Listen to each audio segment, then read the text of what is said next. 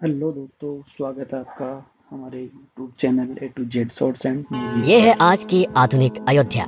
तो चलिए इसे गहराई से जानने की शुरुआत करते हैं।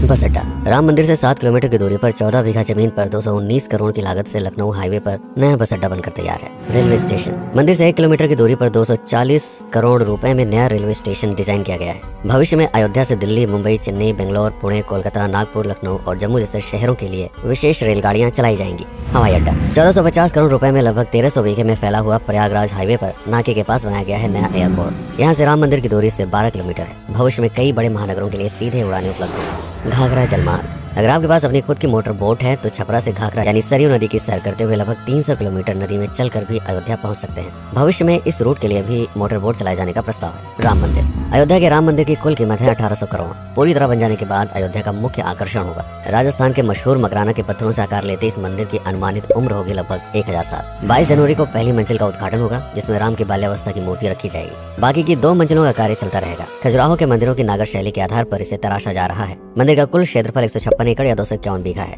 हनुमानगढ़ी राम मंदिर से लगभग 800 मीटर की दूरी पर स्थित है हनुमानगढ़ी। मंदिर के आवासीय परिसर को मिलाकर यह लगभग 52 बीघे में फैला हुआ है। मंदिर की 76 सीढ़ियां चढ़कर हनुमान जी के दर्शन के बाद ही राम मंदिर में जाने का विधान है। यह मंदिर अयोध्या शहर के ठीक बीच में एक ऊंचे टीले पर बना है। शहर की तरफ आने वाले आक्रमणकारियों के आने की सूचना यहीं से प्राप्त करके अयोध्या के राजा तक भेजी जाती थी। इतिहासकारों के अनुसार जितनी बार भी अयोध्या पर आक्रमण हुआ उतनी बार इस मंदिर को भी विध्वंस झेलना पड़ा। हालांकि सन्यासियों ने हर बार इस मंदिर को फिर से खड़ा किया। आज यह मंदिर रामानंद संप्रदाय और निर्वाणी अखाड़े के अधीन है। राम की पेड़ी अयोध्या को सरयू नदी की भयंकर बाढ़ से बचाने के लिए इस बांध का निर्माण किया गया था, जिस पर श्रद्धालुओं के स्नान के लिए कई घाट बना दिए गए थे। इतिहासकारों के अनुसार जितनी बार भी बांध टूटता था सरयू का पानी अयोध्या की गलियों में घुस आया करता था। इसी बाढ़ से बचने के लिए पूरे अयोध्या में जगह जगह पर ऊंचे टीले बनाए गए थे, जैसे राम टीला, हनुमान टीला, लक्ष्मण टीला। आज ये बांध अयोध्या का मुख्य पर्यटन स्थल बन चुका है। हर दीपावली पर यहाँ लाखों दिए जलाकर रामायण की उस घटना को उत्सव के रूप में मनाया जाता है जब श्री राम अयोध्या वापस लौटे थे। अयोध्या के कई बार उजड़ने के पीछे एक कारण इस नदी को भी माना जाता है। हालांकि इसी नदी की वजह से यहाँ पर गन्ने की खेती बड़े स्तर पर की जाती है। लता मंगेशकर चौराहा नया घाट और बस स्टैंड के पास ही अयोध्या का मुख्य चौराहा 6.7 करोड़ रुपए में बनकर तैयार हुआ है। पद्मश्री से सम्मानित राम सुथार जी ने 2 माह के कठिन परिश्रम के बाद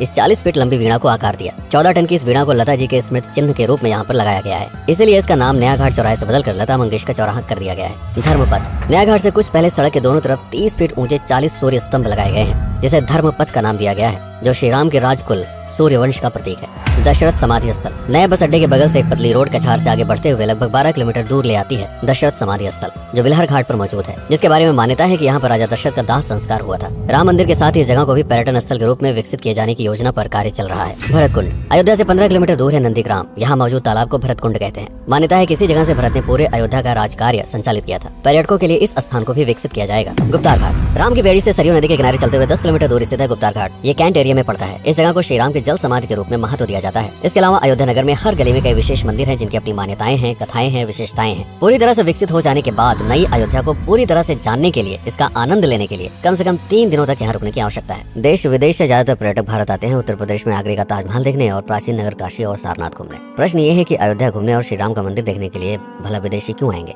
और इसका कारण है भारत में लिखी गई रामकथा की सबसे पहली और प्राचीन पुस्तक रामायण। भारत में रामायण के अलावा कंबोडिया में रीमकेर, थाईलैंड में रामकियन जो कि वहाँ की राष्ट्रीय पुस्तक है, इंडोनेशिया में ककनिक, नेपाल में भानुभक्त रामायण जैसी पुस्तकों में वाल्मीकि की रामकथा से प्रेरणा लेकर इसे अपने अपने देश की संस्कृत के हिसाब से फिर से लिखा गया है। पात्रों के नाम, कुछ नई घटनाओं के अलावा मूल रामकथा सभी में एक जैसी है। इसके अलावा भारत में ही रामकथा को लेकर संस्कृत में 7 संस्करण, हिंदी में 3 संस्करण, गुजराती में 47, उड़िया में 14, तेलुगु में 5, कन्नड़ में 4 और अन्य भाषाओं में लगभग 17 संस्करण मौजूद है। इसके अलावा लिखे गए नाटक, कविताएं आदि को भी अगर मिला दिया जाए तो इस दुनिया में 300 से अधिक तरह से राम कथाएं बार बार लिखी गई हैं। इन सभी राम कथाओं पर कई विशेषज्ञों ने समय समय पर अध्ययन किया और अपने विचार दिए। Father Camille Bulcke, Hermann Jacobi, Wendy Doniger, Edward अल खरर, Alf Hiltebeitel, Paula Richman, Aubrey Menon, Ramesh Menon, Radha Vishwanath, Shantanu Gupta, Meenakshi Jain, Lala Sitaram, Swami Gyanananda Saraswati जैसे कई लोगों ने समय समय पर राम कथा को लेकर गहन शोध किया और इसमें छिपे हुए मूल कथा के साथ ही इसके इतिहास को समझने का प्रयास भी किया। राम कथा थी कौशल प्रदेश के द्वारा किष्किंधा और लंका पर विजय प्राप्त करने की पहली बार एक अखंड भारत के निर्माण की। रामायण महत्वपूर्ण इसलिए हो जाता है क्योंकि ये अखंड भारत युद्ध से अधिक व्यक्ति के आदर्शों, सूझबूझ, मित्रता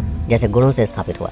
रामायण एक ऐसा डॉक्यूमेंट है जो ये समझाता है कि भारत पहली बार एक कैसे हुआ। इसलिए ये गाथा न तो कभी भुलाई जा सकती है और न ही कभी मिटाई जा सकती है। और आज की अयोध्या उसे अखंड भारत का एक प्रतीक है, अपनी संपन्नता के कारण जिसने समय समय पर बाहरी आक्रमणकारियों का भी सामना किया। अयोध्या की इसी संपन्नता ने यहाँ पर मुगलों को भी आकर्षित किया। महात्मा बुद्ध भी यहाँ पर रुके, सिखों के गुरु साहब भी आए और जैन धर्म के तीर्थंकर भी। सिर्फ आए ही नहीं बल्कि उनके अनुयायी यहीं पर बसते चले गए। अयोध्या कितनी बार बसी, कितनी बार उजड़ी, इसके बारे में बहुत अधिक प्रमाण उपलब्ध नहीं है। सूर्यवंश के पतन के साथ ही अयोध्या का भी पतन होता रहा। बीच में कई सौ सालों तक अयोध्या मानो विलुप्त सी हो गई। इसका कारण क्या था, इसका कोई प्रमाण नहीं है। अयोध्या को फिर से खोजकर उसे स्थापित करने में बार बार राजा विक्रमादित्य का नाम आता है, लेकिन विक्रमादित्य एक उपाधि है जिसे कई राजाओं को दिया गया था। तो ये कहना मुश्किल है कि किस कालखंड के कौन से राजा ने यह कार्य किया। कुछ विशेषज्ञों का मत है कि यह काम उज्जैन के राजा विक्रमादित्य ने किया होगा। नंदवंश, मौर्य वंश, शुंग वंश, गुप्त वंश आदि